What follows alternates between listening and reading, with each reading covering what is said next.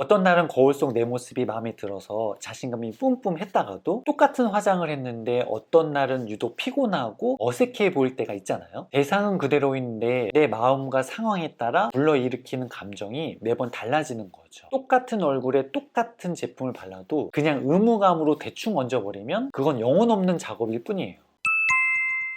안녕하세요, 립바이 뷰티 연구소입니다. 여러분, 솔직히 말해볼게요. 주말에 클럽에서 밤새 놀고 술 마신 거, 아니면 밤늦게 야식 먹으면서 유튜브 하이라이트 영상 본 거, 그냥 스트레스 풀려고 한 유흥이었죠. 근데 그게 사실은 미술관에서 명화를 감상하는 것과 똑같은 미학적 경험이었다면 믿으시겠어요? 그런데 정작 우리 미용업계는 이걸 정면으로 반박할 만한 좁은 틀에 갇혀 있어요. 옥스퍼드대 철학자 벤체 나너이는요, 이 틀을 미용실 접근법이라고 부르고 비판합니다. 20년 가까이 메이크업 아티스트로 일한 저도요, 정확히 그 미용실 접근법이라는 단어가 찔리는 느낌이었어요. 오늘의 아름다운 이야기는 그 미용실 접근법에 대해서 이야기 나눠보도록 하겠습니다.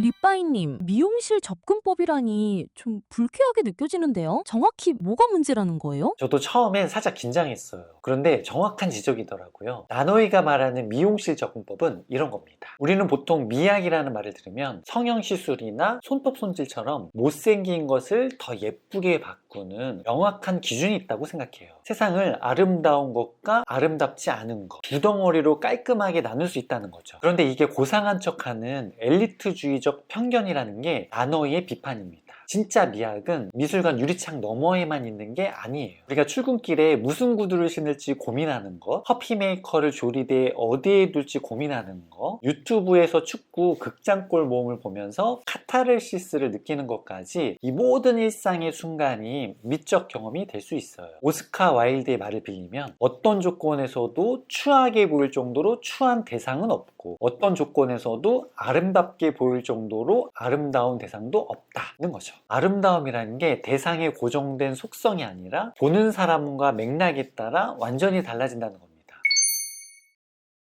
일상이 다 미학이 될 수 있다니 신선하네요. 그런데 책 챕터 제목 자체가 섹스와 마약, 로큰롤이더라고요. 예술이 주는 즐거움이랑 이런 자극적인 쾌락이 정말 같은 선상에 있을 수 있나요? 아주 날카로운 질문이에요. 이걸 이해하려면 심리학이 구분하는 두 가지 즐거움을 알아야 합니다. 첫 번째는 안도의 즐거움이에요. 하루 종일 굶다가 밥 한 그릇을 허겁지겁 먹었을 때 아, 살았다 하고 느끼는 즐거움이죠. 결핍이 채워지면 금방 사라지고요, 더 하고 싶다는 동기를 주지 않아요. 두 번째가 진짜 중요한데요, 북돋는 즐거움입니다. 뭔가로부터 도망치는 게 아니라 그냥 기분이 좋아서 그 활동을 계속하고 싶게 만드는 즐거움이에요. 우리가 해변을 거닐 때 여기 더 머물고 싶다 느끼는 것처럼요, 그림을 계속 바라보게 만드는 힘도 바로 이 북돋는 즐거움입니다. 근데 나노이가 정확히 짚는 게 있어요. 로큰롤 음악에 미쳐서 즐기거나 성적인 경험을 할 때 느끼는 즐거움도 심리학적으로 보면 똑같이 이 북돋는 즐거움의 범주에 속한다는 겁니다. 그래서 나노이는 미학 책에서 이렇게 솔직하게 말해요. 성적 경험이나 마약을 통한 경험이 왜 미적으로 여겨질 수 없는지 모르겠다라고요. 즐거움이라는 기준 하나만으로는 이건 미적이고 저건 아니다를 가릴 수 없다는 거죠. 우리가 은연중에 고급스러운 즐거움만 미적이다라고 생각하는 게 사실 근거가 약하다는 겁니다.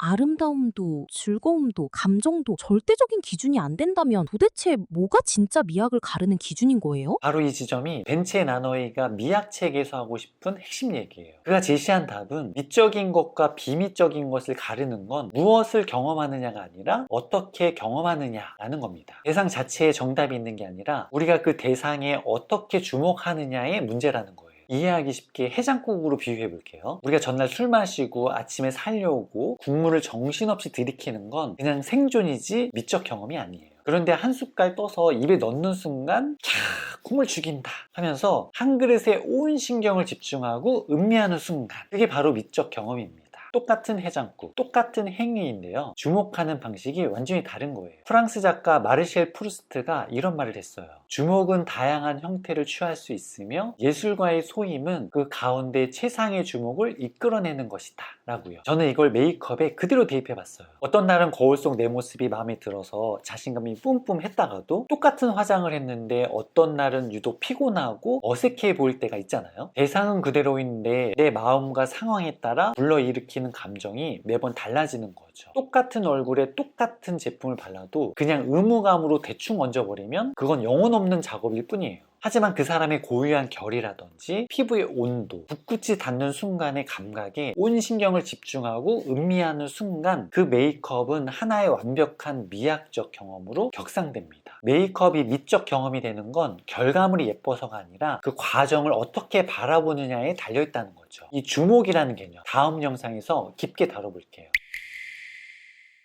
미학이 이렇게 가깝고 일상적인 개념인 줄 정말 몰랐어요. 마지막으로 구독자분들께 한마디 부탁드려도 될까요? 네, 비싼 전시회 티켓이 없다고, 고상한 지식이 없다고 미학과 멀어질 필요가 전혀 없어요. 여러분이 매일 아침 거울 앞에서 화장을 하고 옷을 고르고 향수를 뿌리는 그 모든 순간을 단순히 예쁜가 안 예쁜가 라는 타인의 기준에 가두지 마세요. 오늘 당장 화장대 앞에서 아니면 지금 손에 든 아이스 아메리카노를 향해 딱 3초만 온전히 집중해 보세요. 그 순간 여러분은 세상에서 가장 우아한 미학을 실천하신 거예요. 메이크업도 일상도 결국 나 자신과 내 주변을 어떻게 바라보고 주목하느냐의 태도의 차이입니다. 미용은 결코 가벼운 영역이 아니에요. 옥스퍼드 철학자가 한 챕터를 통째로 하려 할 만큼 깊이 들어갈수록 흥미로운 학문적 영역이죠. 오늘 여러분의 일상을 채운 주목의 순간은 언제였나요?